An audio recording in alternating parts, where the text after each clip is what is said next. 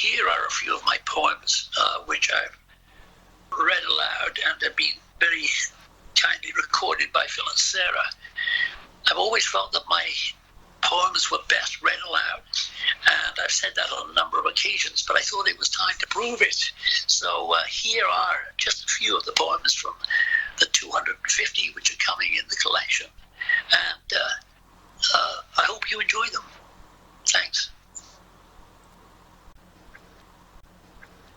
The presence of this breath, the presence of the stratosphere, the presence of the void, the presence of presences, the presence of those not present, the silence of their bodies, all silences, all voids, the presence of this breath.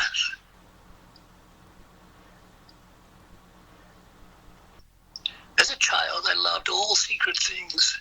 The box I kept which held beetles' wings. Sometimes I hid pictures beneath my bed, a friend who lived inside my head.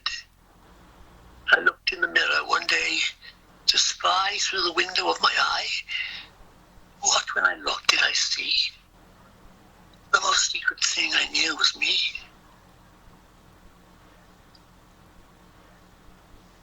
I dreamed I spoke in another's language. I dreamed I lived in another's skin. I dreamed I was my own beloved. I dreamed I was a tiger's kin. I dreamed that Eden lived inside me, and when I breathed, the garden came. I dreamed I knew all of creation. I dreamed I knew the Creator's name.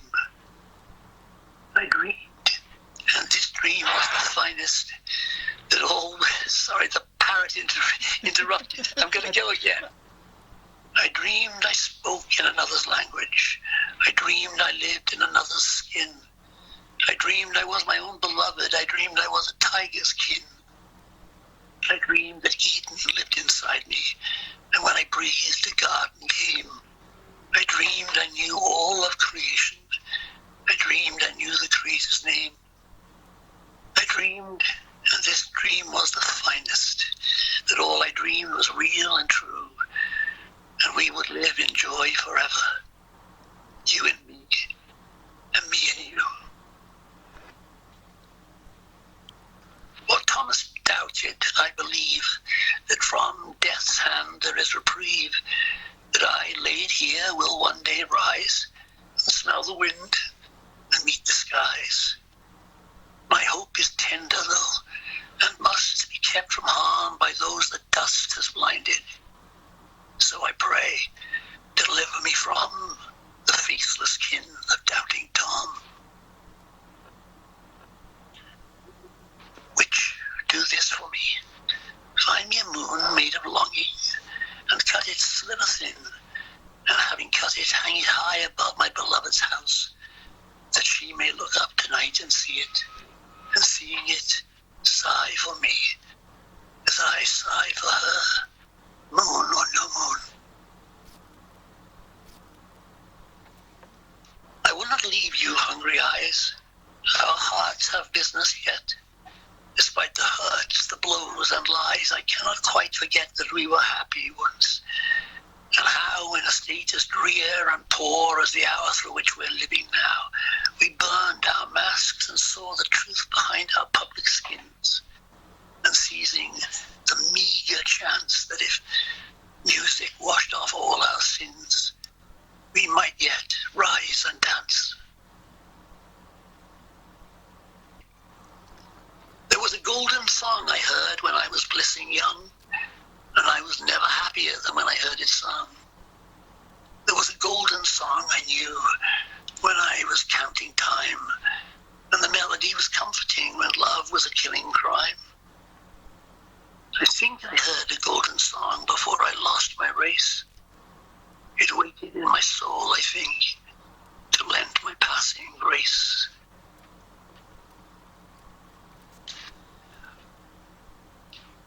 And so with cries the world begins, and angels offer up their skins to cover naked humankind, as above, below, as in front, behind. You didn't know this? Yes, we're clothed in what our our loving spirits first betrothed to us, our skins a glory newly shed, and to our raw blood sinew wed.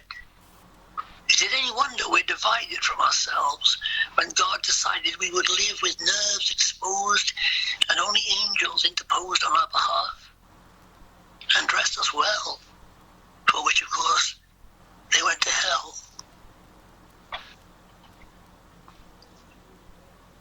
One with the earth below, Lord, one with the sky above, one with the seed I sow, Lord, one with the hearts I love. Make earth of my dust, Lord. Make air of my breath. Make love of my lust, Lord, and life out of my death.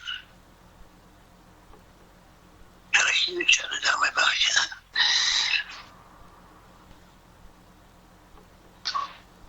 One part of love is innocence. One part of love is guilt. One part the milk that in a sense is soured as soon as spilt. One part of love is sentiment. One part of love is lust. One part is the presentiment of our return to dust. I was a very narrow creature at my heart until you came. None got in and out of me with ease. Yet when you spoke my name, I was unbounded, like the world. I never felt such fear as then, being so limitless, when I'd known only walls and whisperings. I fled you foolishly, looked in every quarter for a place to hide, went into a bud, it blossomed, went into a cloud, it rained, went into a man, died, and bore me out again into your arms.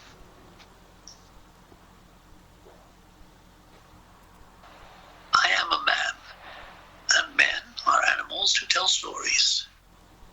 This is a gift from God, who spoke our species into being, but left the end of our story untold. That mystery is troubling to us. How could it be otherwise? Without the final part, we think, how are we to make sense of all that went before, which is to say, our lives? So we make stories of our own, in fevered and envious imitation of our Maker, hoping that we'll tell by chance what God left untold, and finishing our tale, come to understand why we were born.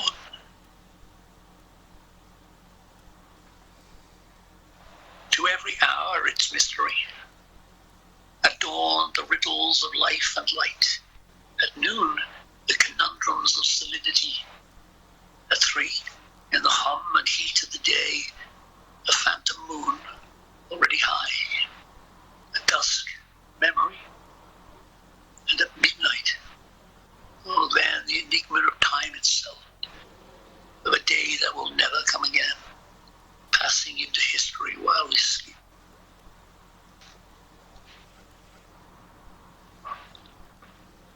The dog runs eternally beside the boy, leaping to nudge his hand.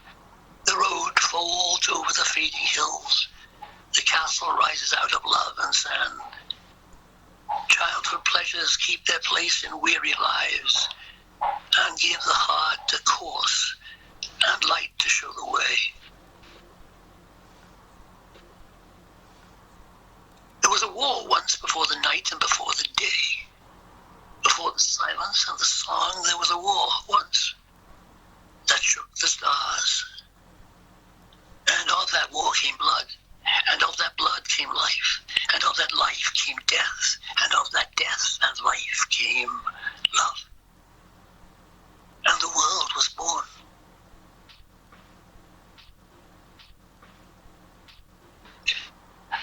Our white-hot hearts have bled together into each other's heat. The night will not be parting us, nor death silence the beat of this one thing that once was two. And in its singularity makes you in me a greater you, and I in you a me that never dreamt I'd own, nor would have if I lost you, sweet, and burned and died alone. The moment is a minute, with every hour in it. The minute is a day that turns the week to play.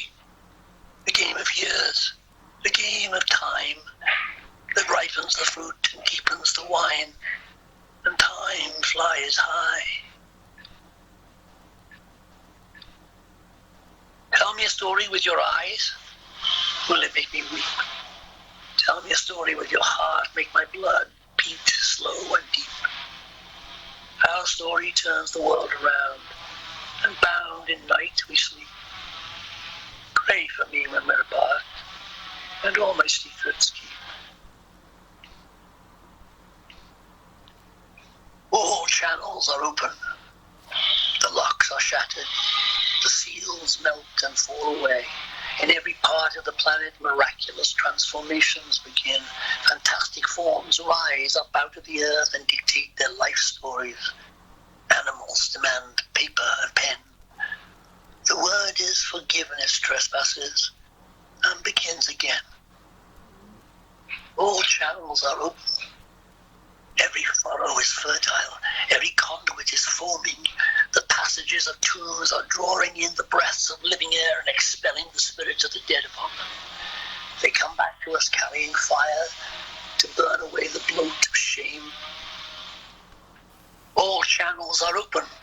All corrupted and censored texts are returned to their intended states and are reading themselves aloud. All defaced edifices, carved with divine instruction, are made whole again. All statues, broken or unsexed by righteous parties, are remodeled from their own dust. All artifacts buried for shame's sake, particularly representations of the holy cunt and the holy cock, are unearthing themselves. All channels are open. The rhythms of intercourse are being beaten out of the stratosphere. Several witnesses report the sun's prominences have taken the form of human bodies, rising up off the photosphere and burning away. The questions sent into space by unmanned probes are answered with obscenities and love songs. All channels are open. Rains of phalluses fall in the Pacific, their imminence indicated by the surfacing of innumerable squid. On the shores of the Red Sea, a man claiming to be Onan, the son of Judah, appears in the company of 1,000 life forms grown from his spilled semen. Female martyrs are appearing in the streets and squares around Rome and converge on the Vatican, caressing their wounds. The dome of St. Peter's runs with milk. All channels are open.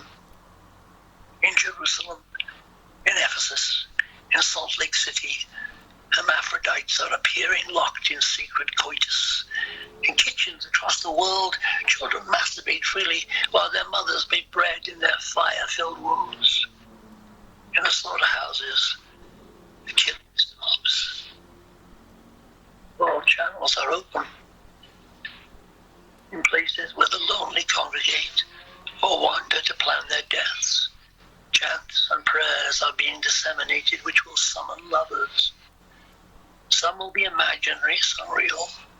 There will be no significant distinction. All channels are open. In the temples, the priests go from their altars, tearing off their stale robes, looking for women, for boys, to show them the bliss they have denied themselves. Sadhus forsake their standing places and hobble to the nearest brothel. In the seats of government and in the courthouses, the lawmakers convulse and fall on the floor, spewing their confessions, the names of their mistresses, and the names their mistresses call them by. In the madhouses, the sudden lucidity. The shadow on the cave wall takes on a life of its own and comes to wake us with a kiss. All channels are open. There is no reason not to begin.